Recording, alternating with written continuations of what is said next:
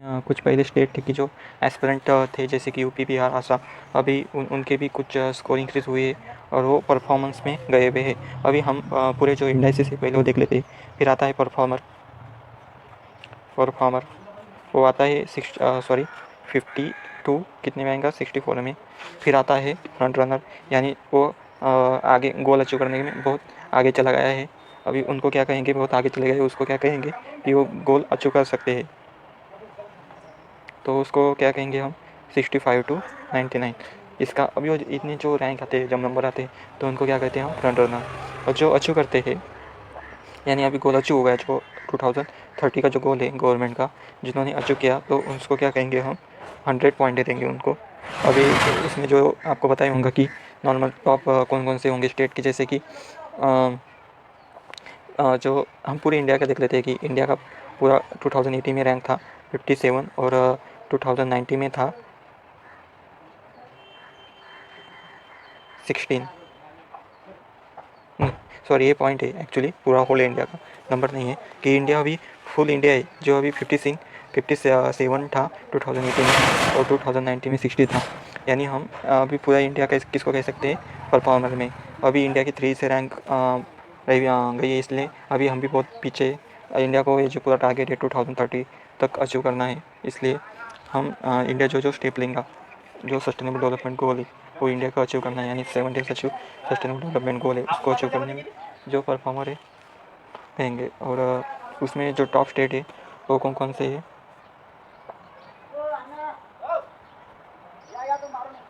केरला है, हिमाचल प्रदेश है, आंध्र प्रदेश है और तेलंगाना है। बॉटम में है बिहार, जम्मू कश्मीर यानी आंध्र प्रदेश। ये जो स्टेट है ये अभी बॉटम में है। और top performer in union territory बोले तो छत्तीसगढ़, यानी आपने देखा था केरला, हिमाचल प्रदेश, आंध्र प्रदेश, तेलंगाना। बॉटम में बिहार, जम्मू कश्मीर और आंध्र प्रदेश। और टॉप में यूनियन टेरिटरी बोले तो चंडीगढ़ है, सॉरी हाँ चंडीगढ़ है। फिर आती है पुदुचेरी,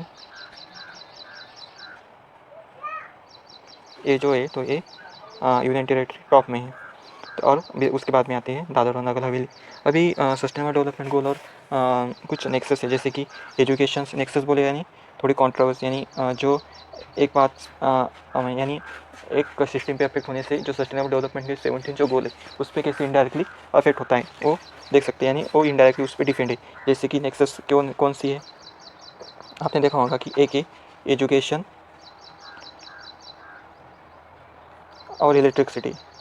अभी इसका क्या नेक्सस होगा कि सिटी और एजुकेशन में क्या नेक्सस है, तो आपको देख सकते हैं कि एजुकेशन अच्छे से होगा तो इलेक्ट्रिसिटी भी, सॉरी, जहाँ पे इलेक्ट्रिसिटी अच्छी है तो वहाँ पे एजुकेशन भी अच्छे, जहाँ की जैसे कि टॉप जो स्टेट है यूपी होंगे, तो वहाँ पे इलेक्ट्रिसिटी का कुछ इशू आता है, तो वहाँ पे एजुकेशन की जो क्वालिटी भी है वो उनकी जो रैंक है वो भी थोड़ी लो आती है। और एजुकेशन से आप देख सकते हैं कि बहुत सी जो इशू है वो सॉल्व हो सकते हैं। अभी जो ऑनलाइन क्लास चालू है तो वो पूरी इलेक्ट्रिसिटी पर डिपेंड है, तो इलेक्ट्रिसिटी नहीं होगी तो एजुकेशन पे इनडायरेक्टली इफेक्ट गिरेगा।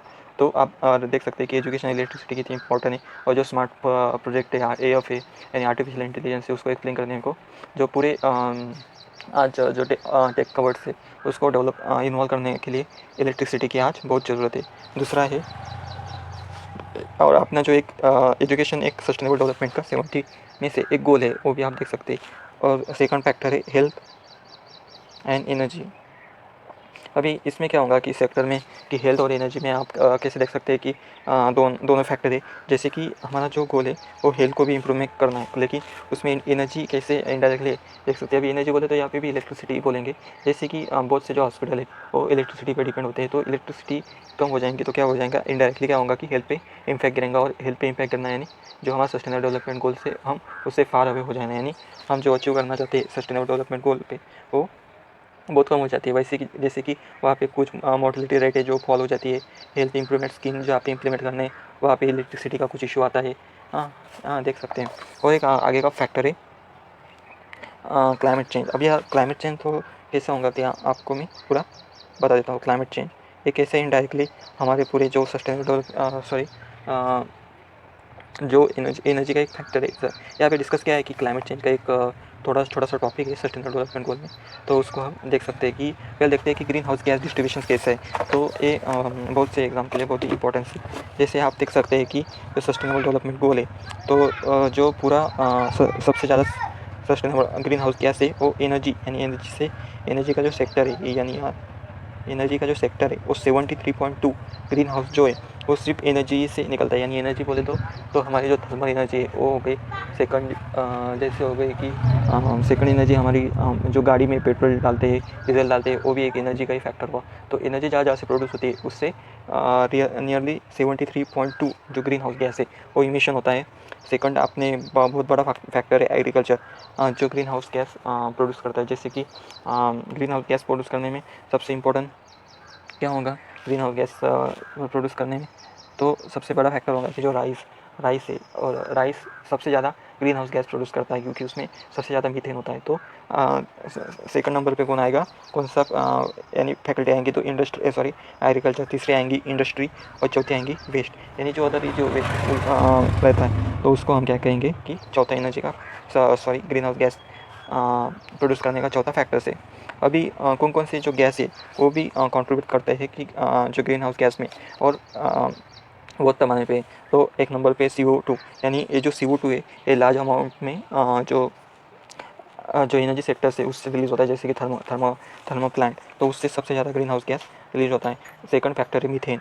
तो मीथेन जो है CS2 सॉरी CH4, और जो है तो मोस्ट ऑफ डे वो क्या कहाँ से रिलीज होता है, ये वो होता है एग्रीकल्चर से। यानी जो फार्म बर्न करते हैं, फार्म अपना जो रेसिड्यू पार्ट है वो बर्न करते हैं, जो मोस्टली पंजाब और दिल्ली के आसपास होते हैं, उससे दिल्ली में बहुत इशू आते हैं। तो वो सबसे बड़ा कंट्रीब्यूशन मीथेन है। और सेकंड कंट्रीब्यूशन है NO2, और तीसरा है फोरन गैस। तो ये सबसे बड़ा कंट्रीब्यूशन इंडस्ट्री से करता है, क्योंकि जो ऐसे जो हाँ ये बहुत ही हार्म और high potential green house gas रहते हैं। हाई पोटेंशियल यानी इनमें बहुत ही कैपेसिटी रहती है कि जो ग्रीन हाउस जो गैस है, यानी जो ग्लोबल वार्मिंग है उसको बढ़ावा दे, तो इनमें हाई पोटेंशियल एनर्जी रहती है, क्योंकि ये लॉन्ग लास्टिंग पे रहते हैं, इनकी लाइफ भी बहुत रहती है, इसलिए इसको ज़्यादा हम माना जाता है कि जो नाइट्रोजियस कंपोनेंट्स हैं और फॉरस कंपोनेंट्स है। यहाँ पे वही जो इकोनॉमिकल सर्वे में ऑब्जर्वेशन लिखा हुआ है। ओके ठीक है। अभी इंडिया की जो पेरिस एग्रीमेंट हुई थी सस्टेनेबल डेवलपमेंट गोल की, सॉरी पेरिस एग्रीमेंट हुई थी कि जो हमारा जो CO2 है वो रिड्यूस करना है, तो कितना करना है कि reduce the emission of intensity below the 30 to 35%, यानी 2005 के अनुसार इंडिया को कम से कम 35% जो अपना इमिशन है उसको रिड्यूस करना है,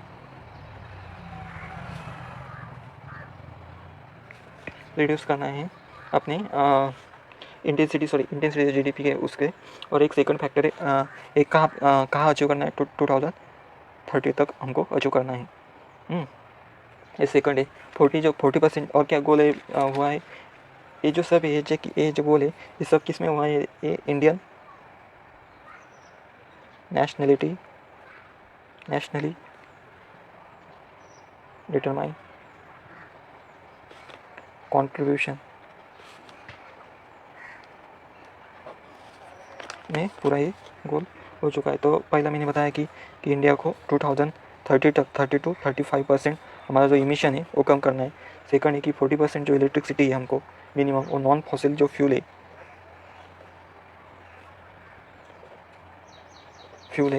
वो 2030 तक अचीव करना है। अभी हम नियरली ये 62%, अभी आगे देखेंगे कि कौन सी किससे एनर्जी प्रोड्यूस करते हैं। नियरली हम गोल अचीव कर देंगे कि नहीं, लेकिन ये 2005 का जो इम्पोर्टेंट जो गोल है उससे कंपेयर करेंगे। हाँ, ये आपको ध्यान में रखना है।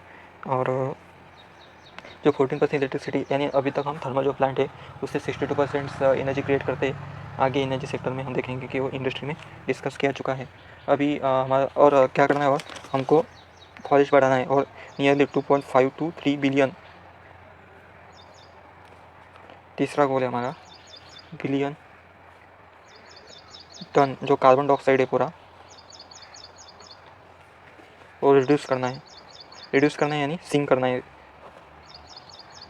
सिंक यानी प्लांट में इतने हमको प्लांट लगाने हैं एक्चुअली, इतने जो यहाँ पे जो अमाउंट दी हुई यूनिट दी हुई वहाँ के हिसाब से।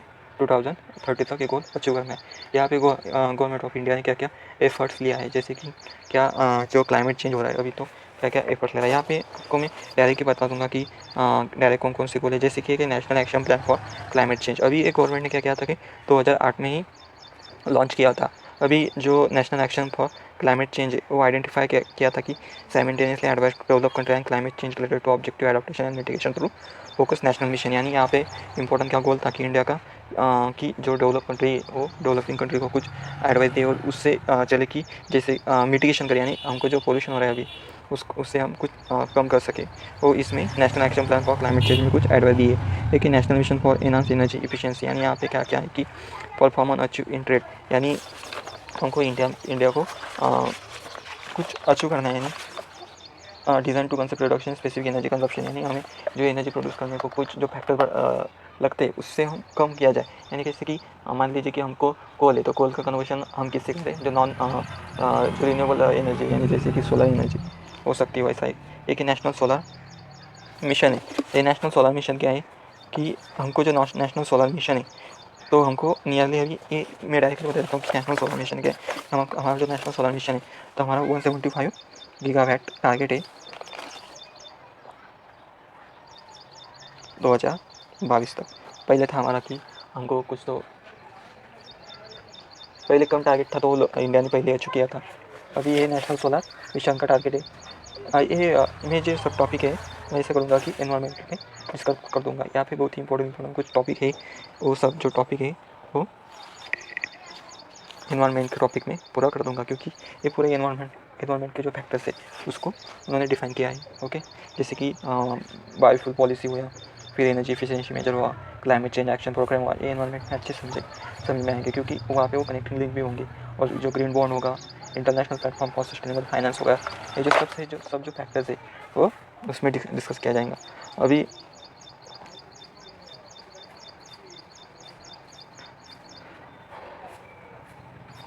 अब हम आगे देखेंगे कि इंडिया का जो इंडियन फाइनेंस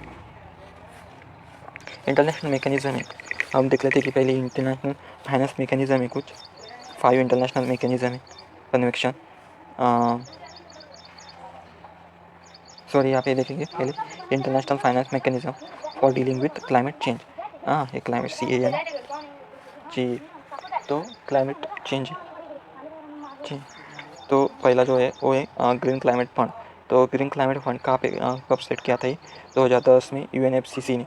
तो इसका जो एम है जो $100 बिलियन है, तो टारगेट था तो अचीव तो 2020 तक अचीव करना था। लेकिन अभी ये पॉसिबल नहीं, क्योंकि जो US ने वो जो पेरिस एग्रीमेंट से विड्रॉ किए, तो उससे क्या इशू आया कि जो US इसमें सबसे ज़्यादा जो भागीदार था, तो अभी इशू क्या आया है कि US इसमें पार्टिसिपेट नहीं किया हो सकता। तो इस जो गोल अचीव करना है वो बहुत ही अभी मुश्किल जाना है। ग्रीन क्लाइमेट फंड, तो इसमें आप आगे देखेंगे कि ग्रीन क्लाइमेट फंड क्या एक्चुअली एनवायरनमेंट में अच्छे से टॉपिक डिस्कस कर सकते हैं। इसमें बताया गया है कि हम कैसे अपना जो गोल है 100 बिलियन का अचीव, और इसका इंपॉर्टेंट क्या है कि जैसे कि जो डेवलपिंग कंट्री है उसको 100 बिलियन जो टारगेट है वो हमको अचीव करना है। एक ही ग्लोबल एनवायरमेंटल फैसिलिटी, इसका गठन कब हुआ था, 1992 में। तो एक क्या एक फाइनेंस मैकेनिज्म है 5 इंटरनेशनल जो कन्वेक्शन है, जैसे कि UNFCCC CBD, यानी UNFCCC तो पता ही होगा, एक कन्वेक्शन ऑन बायोलॉजिकल डाइवर्सिटी। ये सेकंड है UNCCD यानी United nation convection on desertification के लिए। एक चौथा है कि स्टॉकहोम कन्वेक्शन था, ये परसिस्टेंट फॉर ऑर्गेनिक पोल्यूटेंट जो है उसको ये इंपॉर्टेंट देता है। ये ऑर्गेनिक पोल्यूटेंट था। और एक था मीनमंथा कन्वेक्शन ऑन मर्क्यूरी, यानी मीनमंथा जो नाम है उसका वो मर्क्यूरी में मीन यम आप ध्यान में रख सकते हैं। मीनमंथा convection on Mercury. Okay, adaptation fund, ये एक फंड की टाइप है। पहले देखा था हमने ग्रीन क्लाइमेट फंड, एक इसलिए किया था कि 2010 में UNFCCC ने सेटअप किया था। सेकंड ग्लोबल एनवायरमेंट फैसिलिटी 1992 में। एक फाइनेंस मैकेनिज्म है 5 इंटरनेशनल कन्वेक्शन के लिए, हमने देखा एक 5 कन्वेक्शन। तीसरा है एडॉप्टेशन फंड। एडॉप्टेशन फंड ये क्रिप्टो प्रोटोकॉल में रखा गया था। क्रिप्टो प्रोटोकॉल एक जो है वो डेवलपिंग, यहाँ पे रहेगा, मैंने लिखा नहीं अच्छा, तो यहाँ पे दिखा देता हूँ। एक क्रिप्टो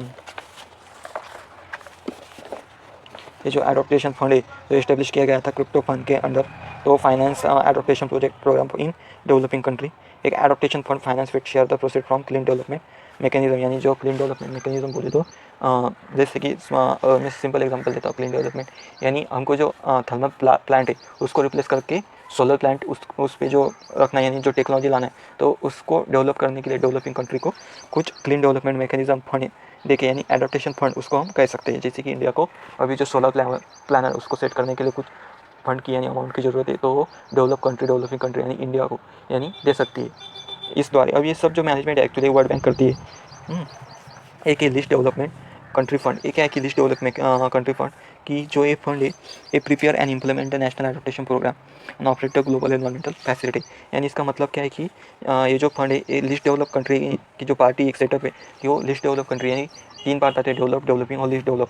तो जो लिस्ट डेवलप की जो कंट्री है उनको डेवलप करने के लिए, यानी सॉरी उनका कुछ तो विकास करने के लिए एक जो है वो assist for development country party setup की थी, और वो इम्प्लीमेंट करेंगे कि ऑपरेट करेंगे, उनकी कुछ उनको फंड देंगी कि वो जो अभी हमारा जो गोल है जैसे कि यानी पोल्यूशन यानी ग्रीन हाउस कम करना, उसको गोल अचीव करने के लिए ये उनको फंड देंगी ऑपरेट बाय। लेकिन ऑपरेट कौन करता है पता है क्या? Global environment facility. हमने जो देखा था ग्लोबल एनवायरमेंट फैसिलिटी कि जो 5 कन्वेंशन यहाँ पे ये ऑपरेट इसमें करेंगी, ठीक है। अभी क्या है, हाँ, स्पेशल क्लाइमेट चेंज फंड। अभी एक एक ये भी कौन करता है, मैनेज कौन करता है? ये ग्लोबल एनवायरमेंट फैसिलिटी। अब ग्लोबल एनवायरमेंट फैसिलिटी कौन मैनेज करता है? World bank. ये हमको पता होना चाहिए।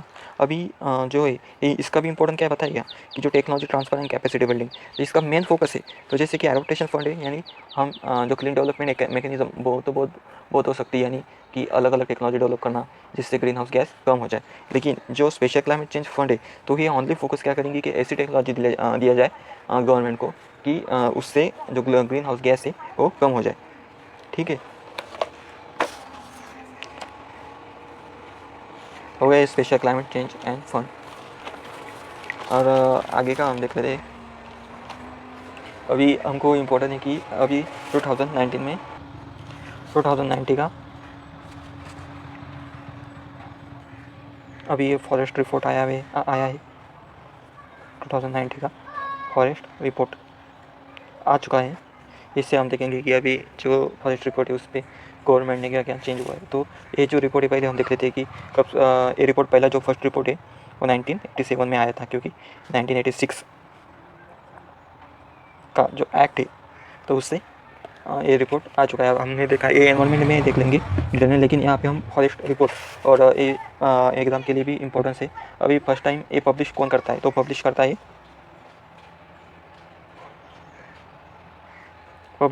फॉरेस्ट सर्वे ऑफ इंडिया, तो इसको पब्लिश करता है। तो अभी ये कितना रिपोर्ट है? 16वां, म्हणजे 16 अभी ये एक्चुअली रिपोर्ट है। अब से आप मेजर कर सकते हैं कि अभी ये 16 कैसे, क्योंकि ये बाइनल यानी बाय नियरली यानी साल में 2 ईयर के गैप में रिलीज़ किया जाता है। यानी 2017 में आया था, अभी 2019 में आया है, यानी 2 साल का इसमें गैप रहता है। इससे ये 16वां रिपोर्ट आ चुका है। अभी 16 के रिपोर्ट में क्या क्या एक्चुअली डिफ़ाइन किया है? पहले फॉरेस्ट को कैसे डिफ़ाइन किया जाता है? तो फॉरेस्ट यानी क्या होता है कि फॉरेस्ट नॉर्मली क्या होता है कि जहाँ से 10% जो है लैंड है टोटल, तो उससे 10% का भी आपको ट्री मिल जाए उस एरिया में, ट्री ने लैंड ऑक्यूपाई किया है तो उस सब को हम क्या कहेंगे? फॉरेस्ट कहेंगे। तो उससे हम लेकिन फॉरेस्ट को भी क्या किया गया है कि अलग अलग जो पार्ट्स में वो डिवाइड किया है। जैसे कि यहाँ पे मैं बताता हूँ कि जैसे कि अलग अलग पार्ट्स में, जैसे कि वेरी डेंस फॉरेस्ट किसको कहेंगे कि उसमें 70% जो फॉरेस्ट है, 70% जो परसेंटेज है फॉरेस्ट का वो होना चाहिए।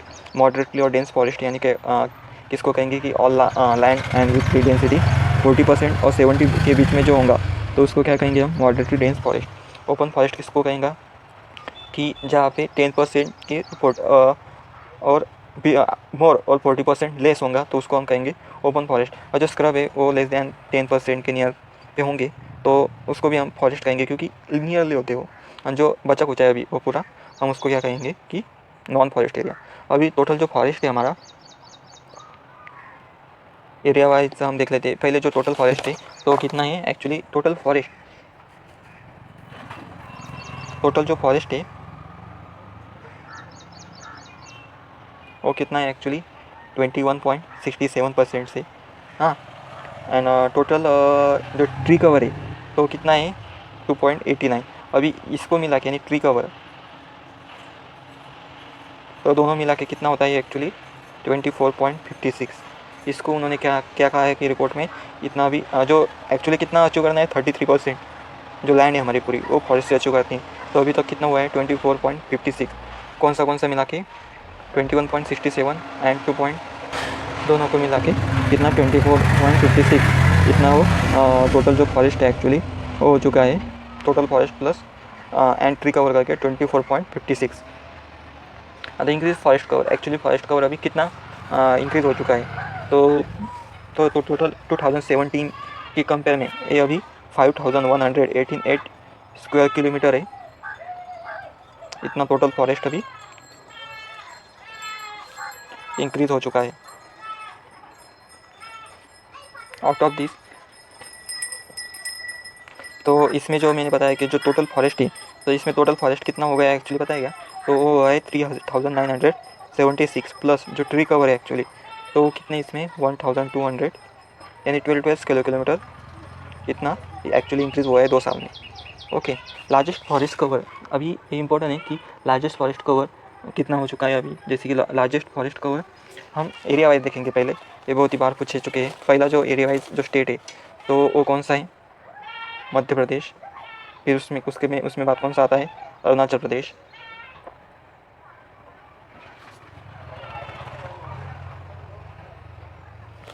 फिर उसके बाद आता है छत्तीसगढ़। उसके बाद आता है उड़ीसा। उसके बाद आता है ये डिक्रीजिंग ऑर्डर है। हाँ, महाराष्ट्र। ऐसे रैंक है और परसेंटेज वाइज ये मैंने देखा है कि ऐसे एरिया वाइज ही। हाँ, अभी परसेंटेज वाइज बोले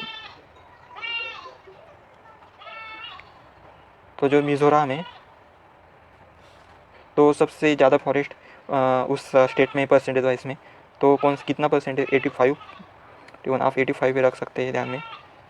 सेकंड है अरुणाचल प्रदेश, उसमें सबसे ज़्यादा परसेंटेज वाइज में फॉरेस्ट है and second largest area wise भी है।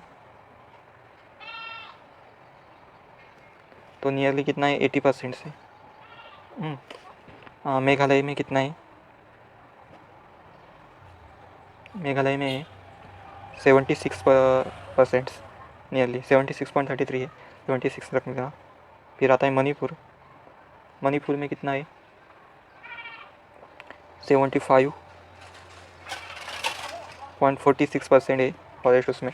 और जो नागालैंड है उसमें 75 नागा लैंड है तो उसमें टोटल फॉरेस्ट है 75.31% उसमें टोटल फॉरेस्ट आता है। अभी जो डिफरेंट मैंने बताया कि फॉरेस्ट को भी क्लासीफाई किया था कि जैसे कि वेरी डेंस फॉरेस्ट है, मॉडरेट फॉरेस्ट है, फिर उसमें आता है ओपन फॉरेस्ट क्रॉप। तो उसमें भी जो है परसेंटेज है टोटल यानी पूरी लैंड ही मेजर कर देंगे। जैसे कि जो वेरी डेंस फॉरेस्ट है वो कितना है पूरी लैंड। पूरी जो इंडिया की जो पूरी लैंड है उससे कंपेयर किया तो वेरी जो डेंस फॉरेस्ट है दूसरा पेज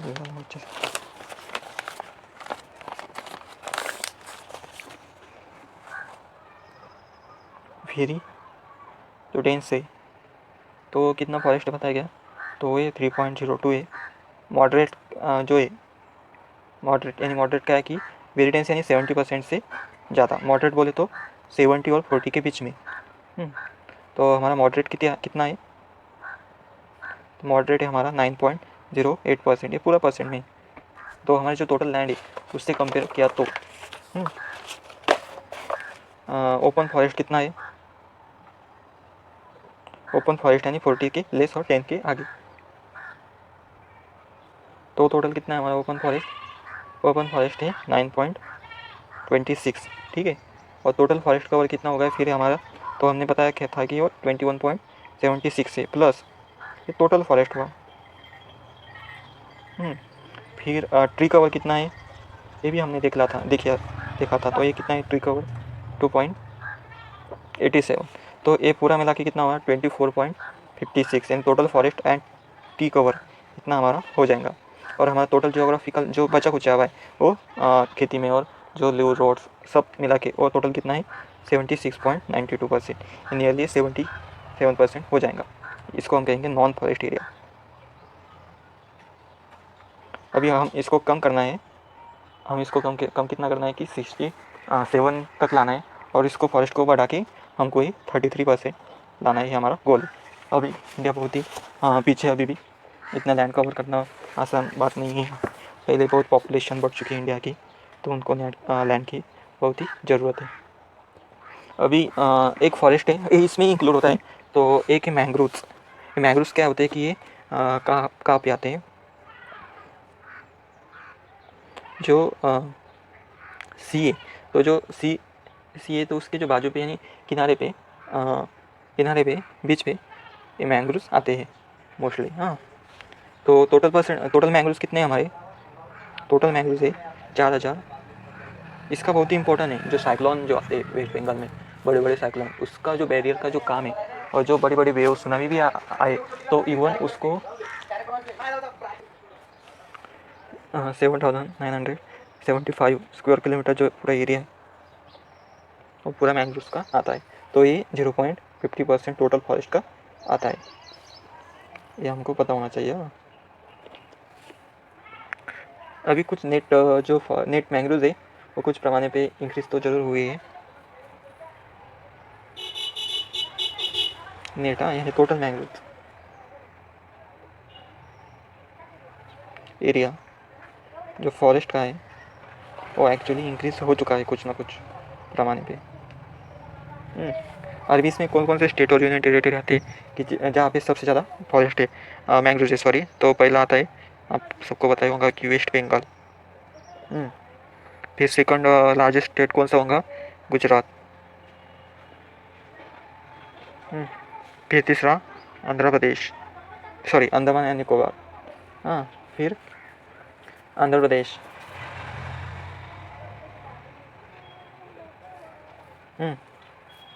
सॉरी, हाँ, यहाँ पे फिर आएगा महाराष्ट्र। ये उसमें सब टाइप आएंगे। अभी आपको एक पता ही होगा, यहाँ पे एक टॉपिक डिस्कस किया है कि एग्रीकल्चर रेसिड्यू बर्निंग एक मेजर कंसर्न हो चुका है। एग्रीकल्चर रेसिड्यू बर्निंग के लिए भी जो ग्रीन हाउस गैस कम करना होगा, तो एग्रीकल्चर में भी जो ग्रीन हाउस गैस है उसको फोकस करना होगा। कि फार्मर क्या करते हैं पंजाब के, कि जो रेसिड्यू बचा है तो क्या करते हैं, बर्न करते हैं। तो अभी उनको न्यू टेक्नोलॉजी और उनको कुछ सब्सिडी उस टेक्नोलॉजी में यानी मशीनरी में देनी होगी। इससे हम क्या करेंगे कि रेसिड्यू कम कर सकते हैं। जैसे कि अभी नए नए जो टेक्निक आए हैं, हैप्पी सीडर, हाँ, एक जो नई मशीन है वो डेवलप की है। आप ये साइंस और टेक में देख सकते हैं कि इसकी वर्किंग क्या है, और ये कैसे फार्मर को इम्पोर्टेंस दे सकती है। और फार्मर क्यों एक्चुअली वो रेसिड्यू बंद कर देते हैं एनवायरमेंट में, हम डिटेल देख लेंगे। तो इससे जो ग्रीन हाउस गैस इमिशन है वो कैसे कम हो जाएगा, तो ये हम पूरा टॉपिक एनवायरमेंट में देख लेते हैं। लेकिन यहाँ पे इतना ही बताया गया है कि जो जो फार्मर को वो मैकेनाइजेशन करे, और उनको हाई हाई जो टेक्नोलॉजी वो दे के जो ग्रीन हाउस गैस है वो कम कर सके। ओके, ठीक है। अभी आगे देख ले कि इंडिया का क्या इनिशिएटिव है कि हम इंडिया का क्या क्या इनिशिएटिव है, हम ये भी देख लेते हैं।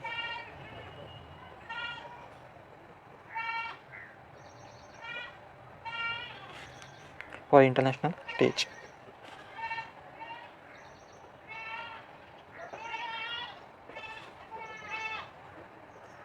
जैसे कि एक इंटरनेशनल सोलर अलायंस।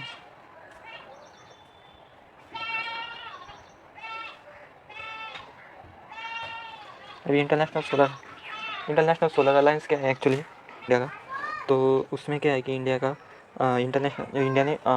इंडिया और फ्रांस के बीच में हुआ था। और उसमें जो 2030 का जो टारगेट इंडिया का, नहीं ये सॉरी वर्ड का, 1000 बिलियन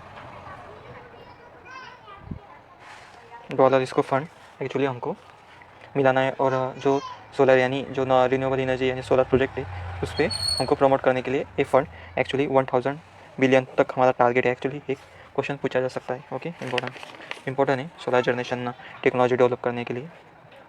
एक सेकंड है क्या है कि डिजास्टर रिसाइलेंट इंफ्रास्ट्रक्चर फंड, यानी क्या है कि कोऑर्डिनेशन फॉर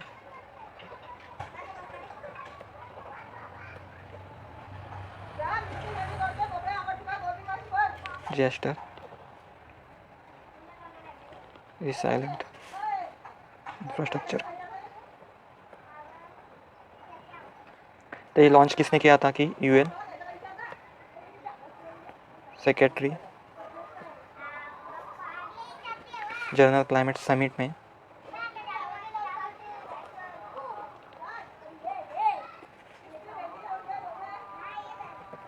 2019 में इसका जो है वो लॉन्च किया था। और इसका एम क्या है आपको देखना होगा कि ये बहुत ही इंपॉर्टेंट है कि इसमें जो climate for cooling shower disaster से लाइन ओ यूएन सेक्रेटरी जनरल लॉन्च किया था, उसका इंपॉर्टेंट क्या था कि जो हमको रिडक्शन इन लॉसेस जो होता है हमको डिजास्टर के उस टाइम पे, वो हमको एक्चुअली कम करना है।